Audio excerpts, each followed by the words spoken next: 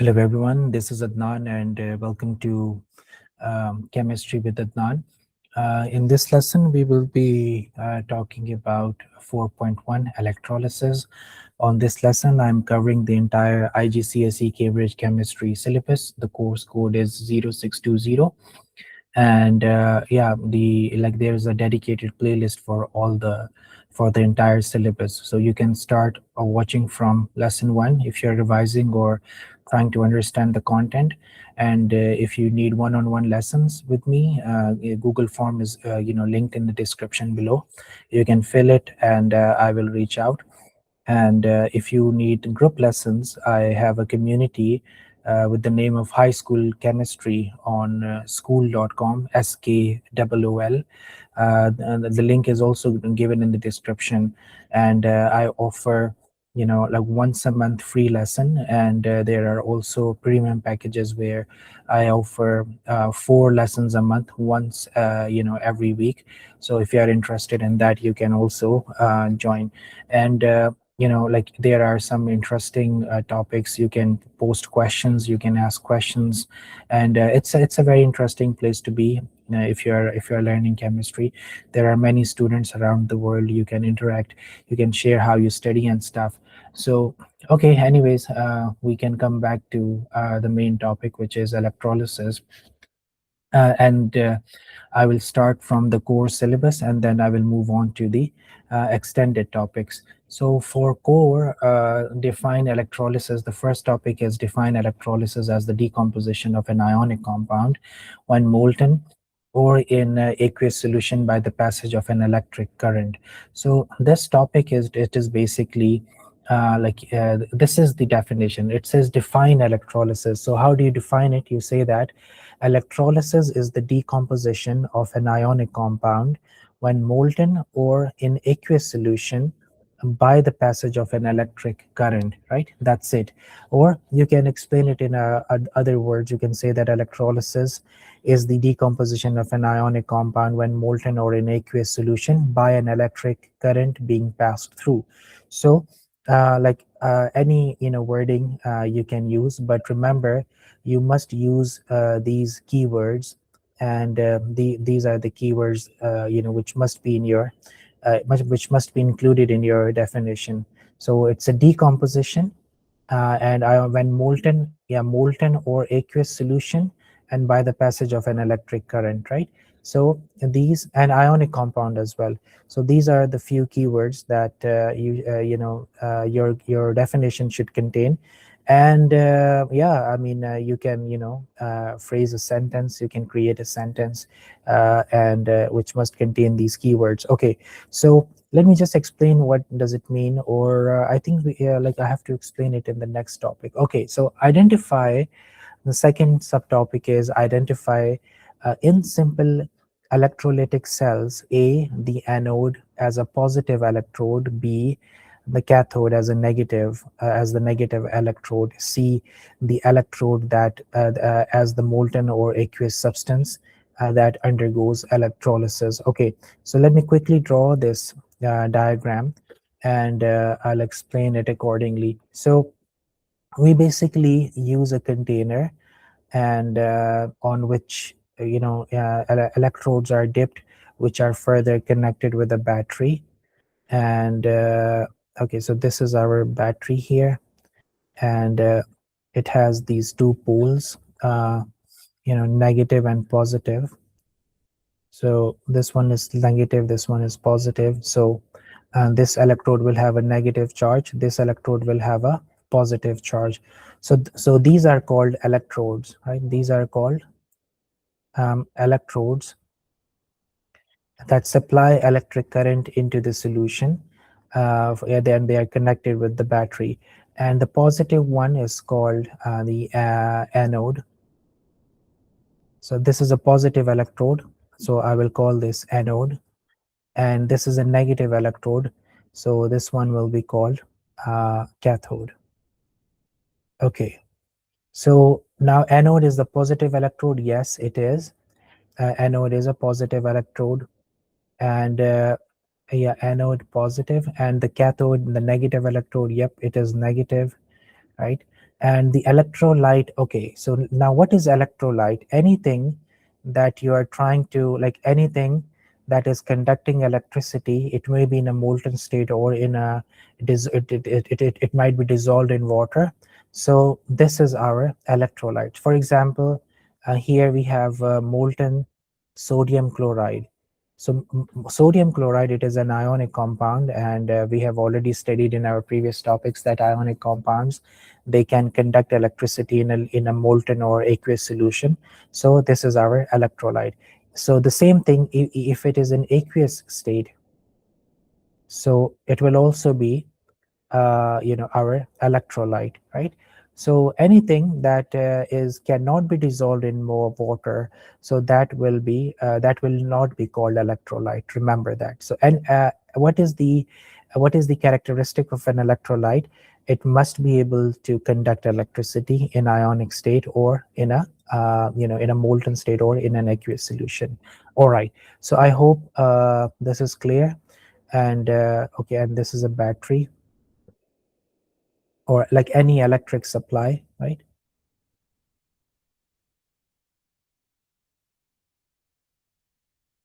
Mostly we use a battery. Okay, so it's yeah, DC battery, direct current battery. All right. So now we move on to the next part. The third topic is identify the products formed at the cathodes, at the electrodes, and describe observations uh, made during electrolysis. A, of molten lead to bromide. B, concentrated aqueous sodium chloride. And C, dilute sulfuric acid using inert electrodes made of platinum or carbon slash graphite. All right. So now let us see what happens. So we will see the molten lead bromide again. So for molten lead bromide, so you should know that you know what this ionic compound splits into, right? We have already learned that how to write the formulas and stuff. So lead bromide, lead 2 bromide, so it is Pb and Br2, that's the formula, and it will split into Pb2 plus and 2Br minus, right? So we have a positive electrode which will be called anode, and we have a negative one which is called cathode. So now these ions, Pb2 plus and Br negative, these will be floating around in their molten state, right? So this is in a solid state. You heat it, and this thing, it melts, and now we have ions in a liquid state. So as we already know that there is attraction between the opposite charges. So bromide ion, Br negative, it will go to the positive one, and lead, it be attracted to the negative electrode, cathode. So identify the products formed, yeah, so at the electrodes, and describe the observations made. Okay, so for molten lead bromide, let me write here.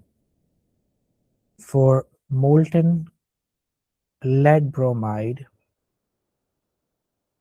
the product at anode and cathode. Okay, so at the anode, which contains a positive charge, so we will have a bromine.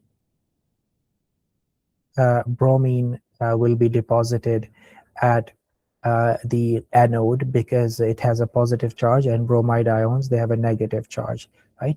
So or you can also write Br2, and the product at the cathode will be lead because it has a positive charge, so it will be attracted towards the negative electrode. So we can write lead, right? Okay, so now what will be the observations, right? So bromine, it has a brown color, and it is a low boiling liquid. It is highly volatile. So as bromine reaches this anode, so you will see brown fumes, right? So brown fumes, okay, or brown color. And lead, so there will be a gray or grayish or silvery deposit on this negatively charged electrode, which we call cathode. So these are the observations. So remember, you must differentiate between these two words, the products formed at the electrodes, and describe the observation. Observation is at what you observe, right? What you see, what we see, right? What we see during the reaction.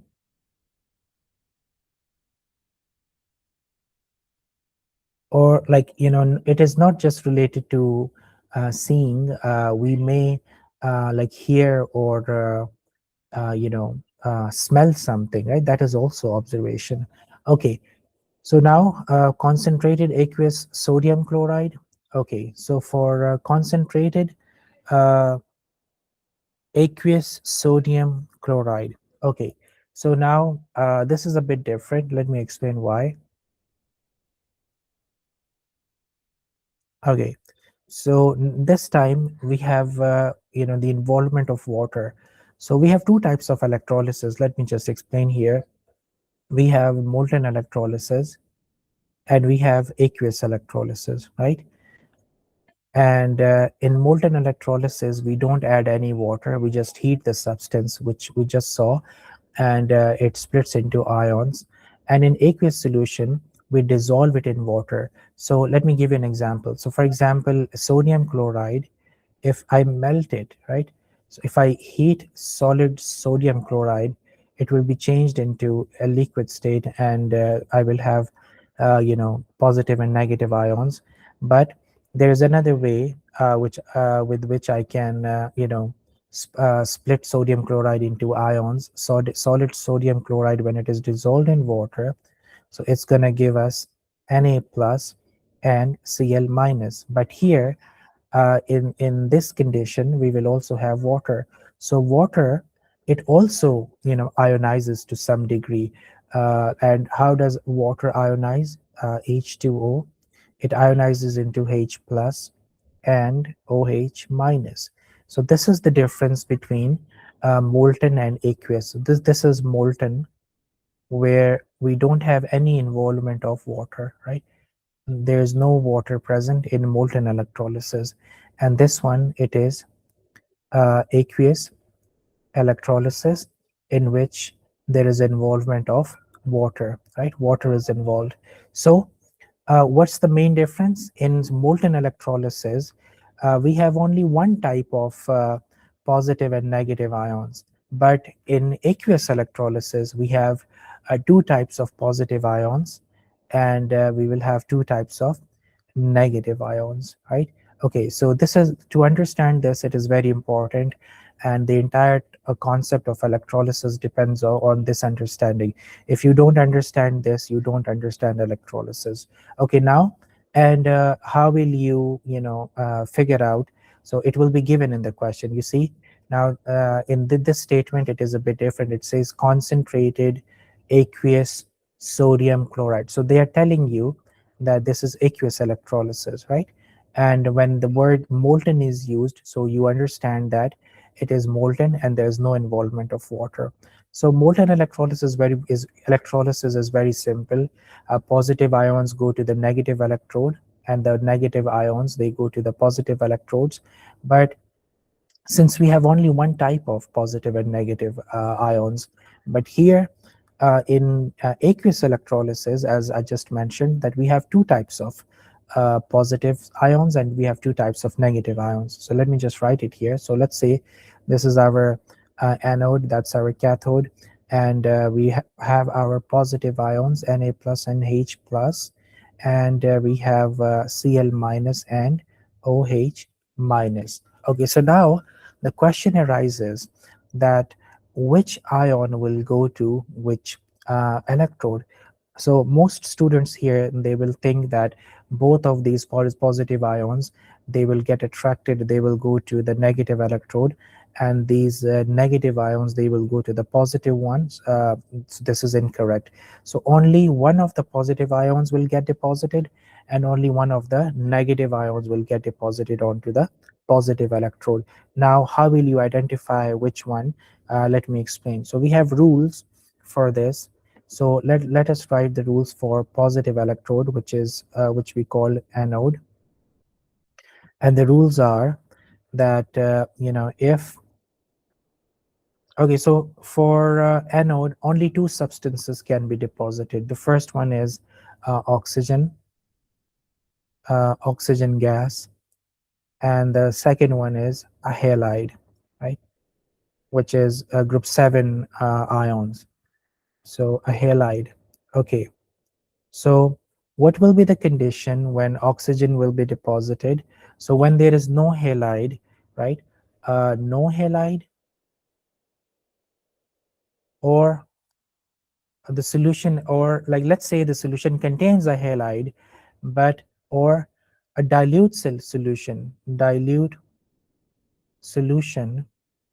containing a halide, right? Containing a halide. Okay, so if it's a dilute solution, so again oxygen will be deposited, right? And if there's no halide, so then obviously it will only be oxygen gas. So for halide, like it must be present. So a concentrated solution containing a halide, right? So if this condition is not met, this one, then the oxygen will be deposited on the positive electrode, which is called anode. Now, since we are looking at concentrated aqueous sodium chloride, since the solution is concentrated, so what will be deposited at anode? It will be chlorine gas, right? So CHLORINE, chlorine gas.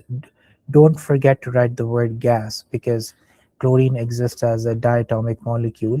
So this signifies that chlorine is not in its atomic state; it is in its bimolecular form as a diatomic gas. Okay, so like diatomic gas. Okay, so now for the rules for the rule for cathode, the rules are, you just have to look at the reactivity series, right? So reactivity series. So what is reactivity series? Like there are elements, there are metals, and they are grouped together. They are arranged in the order of decreasing reactivity. So as you go down the group in the reactivity series, the reactivity of metals, it decreases, right? So it usually starts from very reactive elements such as potassium, right?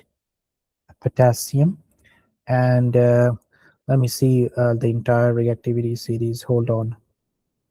So for you guys, yeah, so it's potassium, sodium, lithium, and then we have calcium, and magnesium, right? Aluminum, zinc, iron, lead, Pb. I'm writing these symbols. And then we have hydrogen. I know it's a non-metal, but it is also included here. And below hydrogen, we have copper, right? Okay, so this is basically, and then silver and gold. Silver and gold, right? So silver is Ag, and gold is Au, copper is Cu, hydrogen is H. All right, so this is our reactivity series. And now the rule is, so how will you figure out that what will be deposited at the cathode? So the rule is that the less reactive element is deposited, right? That's the only rule. Less reactive element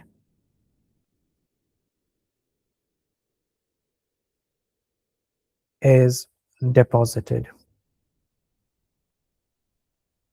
Okay, so now we have two different types of elements or ions in aqueous electrolysis. We have sodium and we have hydrogen. So you can see that on the reactivity series, sodium is much more reactive than hydrogen. So since hydrogen is less reactive, so hydrogen gas will be deposited at the you know uh, this the cathode, right? So hydrogen gas will be deposited. So cathode, in this case, it will be a hydrogen gas. Okay, so I hope this makes sense. Like we will be solving questions from the past papers, so you can look at that playlist as well. And if you need any questions or if you need one-on-one lessons with me, you can contact me using the Google form given in the description. Okay, so now we move on, and so let me just read it again. Okay, so it says, okay, as aqueous a concentrated aqueous sodium chloride is done. Now dilute sulfuric acid. So now let me explain the electrolysis of dilute sulfuric acid. Okay, what will be the observation here? So there will be bubbling at the anode. Observation, there will be bubbles, right? Or bubbling, because chlorine gas is being produced, so there will be bubbles. and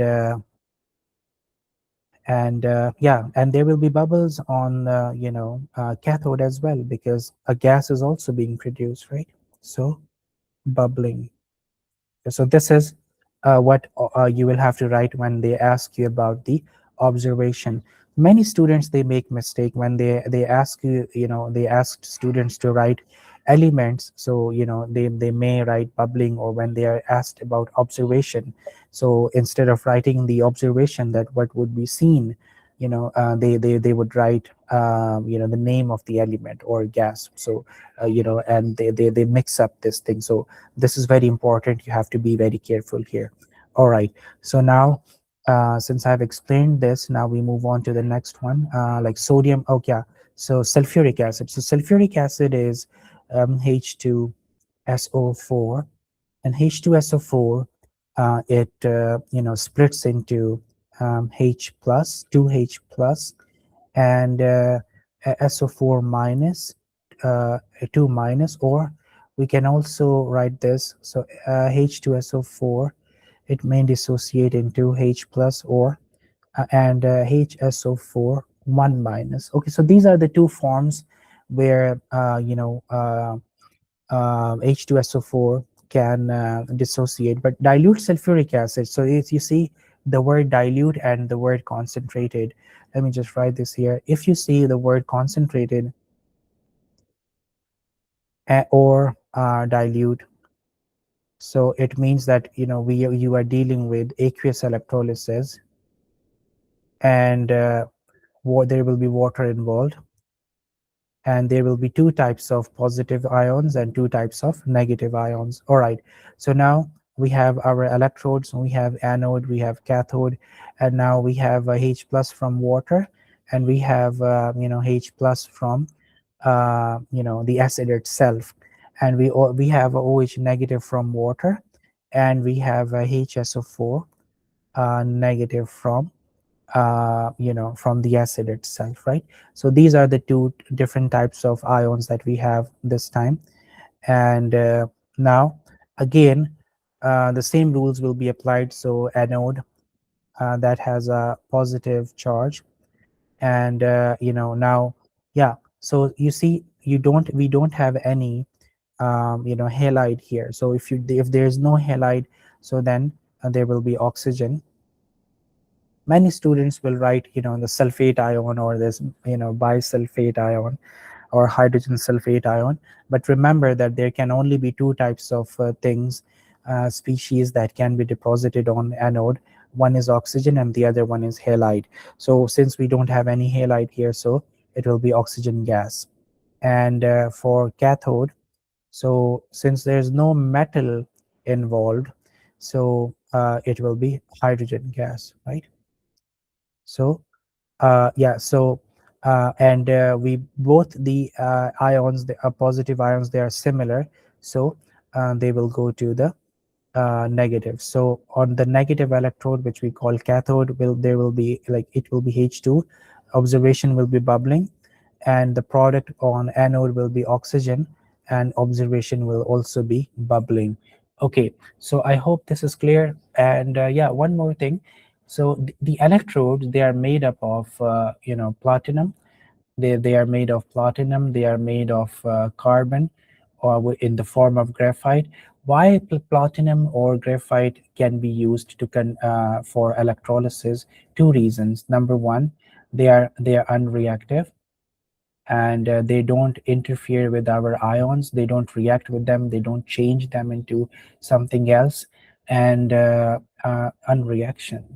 unreactive.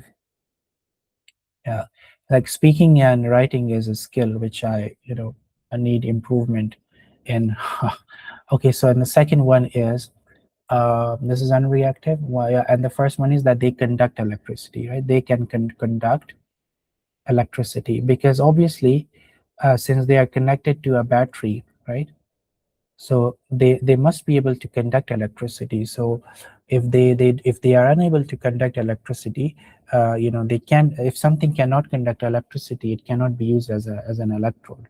So all right, so I think we have discussed this topic, subtopic 3, and this is the most important part of this lesson, where you understand the basic rules and how to differentiate between aqueous and molten electrolysis, right? So I hope this is clear. Now we are moving on to this 4.1.4 subtopic 4, which says state that metals or hydrogen are formed at the cathode, and that non-metals other than hydrogen are formed at the anode. Okay, I think I've explained this already, that at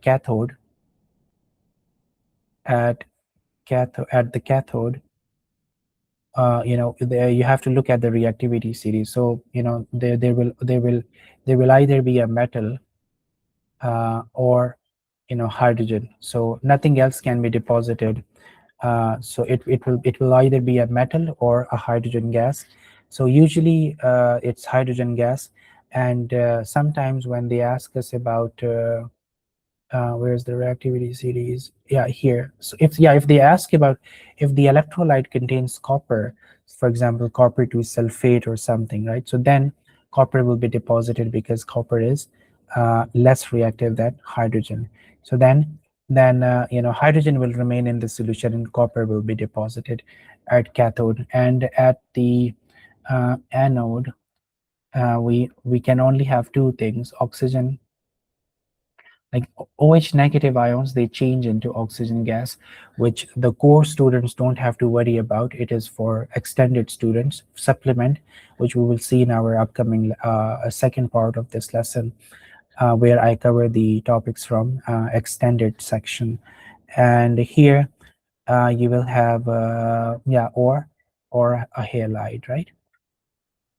And yeah, so it must be a concentrated solution. And like for Cambridge, you don't have to worry about dilute or concentrated. If you see halide ions, so halide ions will be deposited at the anode, so remember this. And all right, now we move on to the next one, which says predict the identity of the products at each electrode for the electrolysis of a binary compound in the molten state. So, well, that is pretty simple. So ionic compounds, they are mostly made up of binary compounds. They are made up of a metal and a non-metal. So you just need to, and it's a molten electrolysis, right? So there's no involvement of water. So the rules are not applied here. I mean, the rules which we studied for aqueous electrolysis. So this is very simple. Like, for example, these are some salts. So sodium chloride, lithium bromide, right? Lithium, chloride, potassium bromide, and Yeah, and magnesium chloride, for example. Okay, so we have these salts. Now we understand that salts are made up of a metal and a non-metal. So metals are highlighted in red, and the non-metals are highlighted in green. And we understand that metals, they possess a positive charge, and non-metals, they possess a negative charge. So for a positive electrode, non-metals will be deposited. Non-metals, like which are mostly halides, and like non-metals, halides, right? Because nothing else can be deposited, halides. And if there is no halide, yeah, so like since it is molten, so we don't have to worry about anything else, right? And a negative electrode, it will be metals. So here there is no concept of oxygen, because we don't have any yeah, here it will be metal, right? So there's no concept of hydrogen, because there's no involvement of water. So metals, because they carry a positive charge, and non-metal halides, they carry a negative charge. So yeah, so this is how you identify, right? So I hope this is clear. Now we move. Let me just give you an example. So let's say they give you, it's a solution, it's a molten electrolysis of lithium bromide. So you should, you know, this will be the equation, which you don't have to worry about, but you should know that lithium is a metal. It will go to the negative electrode, cathode. So what will be the product at cathode? It will be lithium. And what will be the product at the anode, which is positive electrode? And it will be bromine gas. Sorry, just bromine, right? It's not a gas. It exists in a liquid state.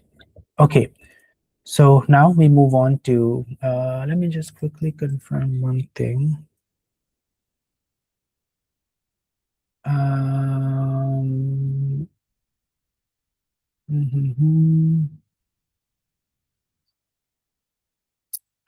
Yep, we are on the right track. Okay, so next topic is, I think this is the last one for, we have two remaining. Okay, state that metal objects are electroplated to improve their appearance and resistance to corrosion. Yes, I mean, during electrolysis of molten, wait.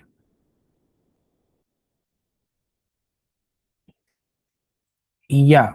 So electroplating uses electrolysis to coat a thin layer of metal, for example, silver, onto the surface of another. Let's say you have a cheap material, steel, for example, but it is not that cheap, but relatively cheaper. So let's say we have a steel watch, for example. We have a wristwatch which is waterproof and it is made up of steel, and we want to cover it uh, in steel, which is a precious, more expensive metal, right? So what should we do, right? So, or why someone would want to electroplate a steel watch, to look, so that it can look good, so improving their appearance, right?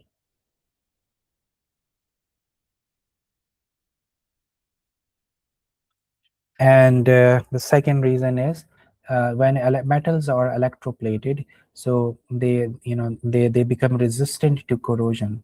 So this is point number one. And point number two, why yeah, you see, appearance and resistance to corrosion. So improving their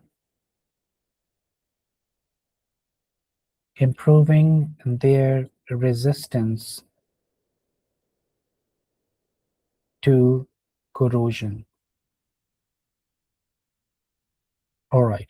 So you just need to know this, that state that metal objects are electroplated. So they ask you a very simple question on this, that why something will be electroplated. So you can, and these are your options. You can write any of these and you will get full marks. That's it. You don't have to understand anything else. So the understanding part, it is in the next one. Describe how metals are electroplated. Okay, now let me explain. So let's say we have this watch, and instead of drawing this artwork again, you already know that how good my drawing skills are. So let me just lock this layer. Is it locked? How can I lock it? I mean, why am I unable to lock this? Okay. Yep, it is locked now. And let's go back. Yeah. Okay. Now I can paste. Oops. Now I can copy this and paste it. I don't know.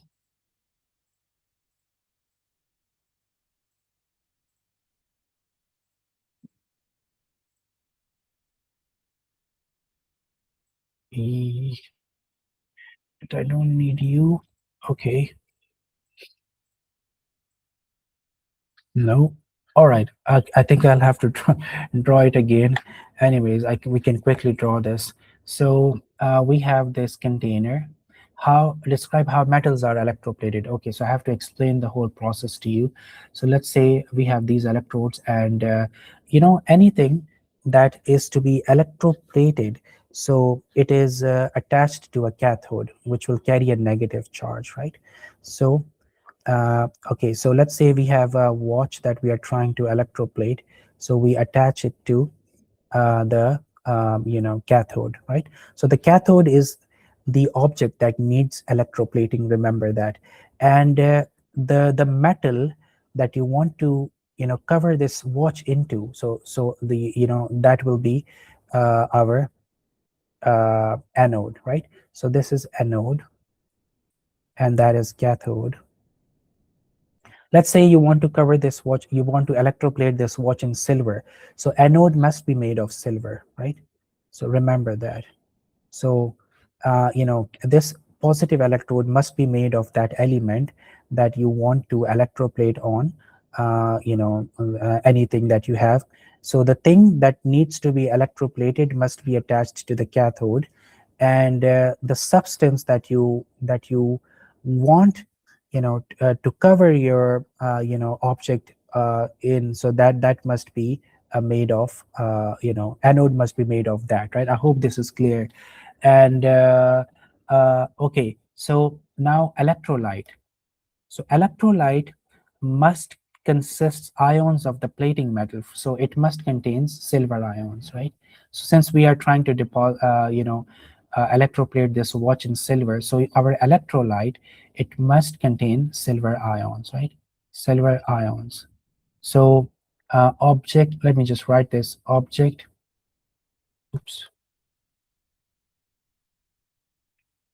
Object that needs electroplating, that needs electroplating, and the this is the plating material, right?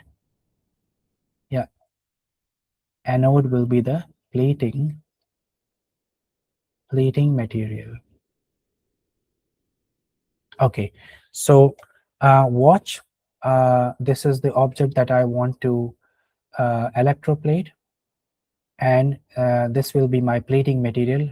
I want to electroplate my watch in silver, right? So this is made of silver. Okay, now I think it is more clear. Now what will happen? So yeah, so what will happen? Okay, these electrodes are connected to the battery, right? So what will happen? This anode, it will release ions. So anode will become smaller and smaller in size as the process goes on. So this will be uh, yeah, Ag plus, right?